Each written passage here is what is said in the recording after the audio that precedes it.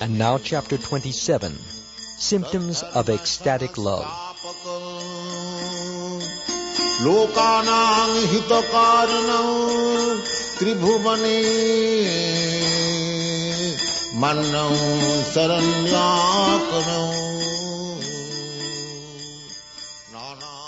The bodily symptoms manifested by a devotee in expressing ecstatic love for Krishna are called anubhava. Practical examples of anubhava are as follows: dancing, rolling on the ground, singing very loudly, stretching the body, crying loudly, yawning, breathing very heavily, neglecting the presence of others, drooling, laughing like a madman, wheeling the head, and belching. When there is an extraordinary excess of ecstatic love, with all of these bodily symptoms manifested, one feels relieved transcendently. These symptoms are divided into two parts. One is called shita, and the other is called kshepana. When there is yawning, the symptoms are called shita, and when there is dancing, they are called kshepana. Dancing. While watching the Ras dance performed by Lord Krishna and the gopis, Lord Shiva beheld the beautiful face of Krishna, and immediately began to dance and beat upon his small dindama drum. While Lord Shiva was dancing in ecstasy, his eldest son, Ganesha, joined him. Rolling on the ground. In the third canto, first chapter, verse 32 of Srimad Bhagavatam, Vidura inquires from Uddhava, quote, "My dear friend, is Akrura in an auspicious condition? Not only is he a learned scholar and sinless, but he is also a devotee of Lord Krishna. He has such ecstatic love for Krishna that I have seen him rolling upon Krishna's footprints in the dust as if bereft of all sense." Unquote. Similarly, one gopi gave a message to Krishna that Radharani, because of her separation from him and because of her enchantment with the aroma of his flower garlands, was rolling on the ground, thereby bruising her soft body.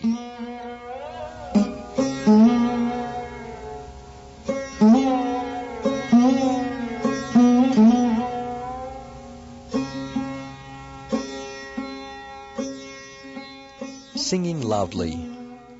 One gopi informed Krishna that when Srimati Radharani was singing about his glories, she enchanted all of her friends in such a way that they became stone-like and dull. At the same time, the nearby stones began to melt away in ecstatic love.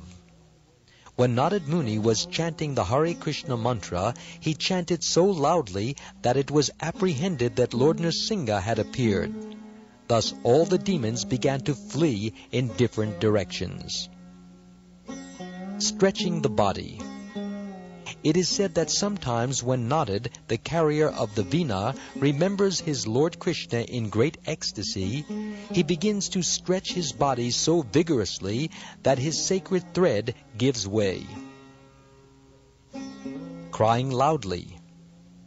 A gopi once said to Krishna, quote, "My dear son of Nanda Maharaj, by the sound of your flute, Srimati Radharani has become full of lamentation and fear, and thus with a faltering voice she is crying like a kurari bird." Unquote. It is described that by hearing the vibration of Krishna's flute, Lord Shiva becomes very puzzled and begins to cry so loudly into space that the demons become vanquished and the devotees become overwhelmed with joy. Yawning. It is said that when the full moon rises, the lotus petals become expanded. Similarly, when Krishna used to appear before Radharani, her face, which is compared to the lotus flower, would expand by her yawning. Breathing heavily. As far as breathing heavily is concerned, it is stated, quote, Lalita, one of the gopis, is just like a chataki bird, which only takes water falling directly from the rain cloud and not from any other source, unquote. In this statement, Krishna is compared to the dark cloud, and Lalita is compared to the chataki bird seeking only Krishna's company. The metaphor continues to say, quote, as a heavy wind sometimes disperses a mighty cloud, so the heavy breath from Lalita's nostrils caused her to miss Krishna, who had disappeared by the time she recovered herself, unquote. Neglecting the presence of others. As far as neglecting the presence of others is concerned, the wives of the Brahmins who were performing sacrifices at Vrindavan left home as soon as they heard that Krishna was nearby. They left their homes without caring for their learned husbands. The husbands began to discuss this among themselves. Quote, how wonderful is the attraction for Krishna that it has made these women leave us without any care, unquote. This is the influence of Krishna. Anyone who becomes attracted to Krishna can be relieved from the bondage of birth and death, which can be compared to the locked-up homes that were neglected by the wives of the Brahmins.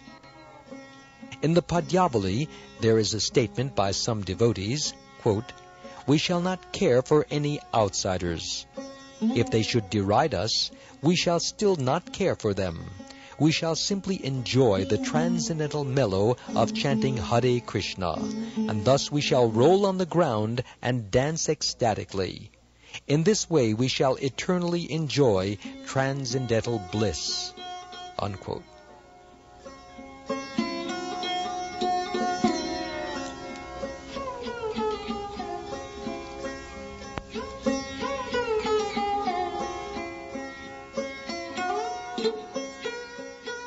Drooling.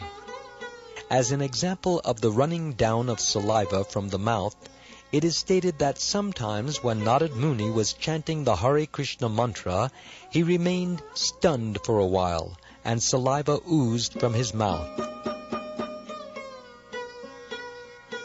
Laughing like a madman. When a devotee laughs very loudly like a madman, it is done out of an extraordinary agitation of ecstatic love within the heart. Such mad laughing is an expression of the condition of the heart, which is technically called atahasa. When a devotee becomes affected with this mental condition, his love is expressed through the lips.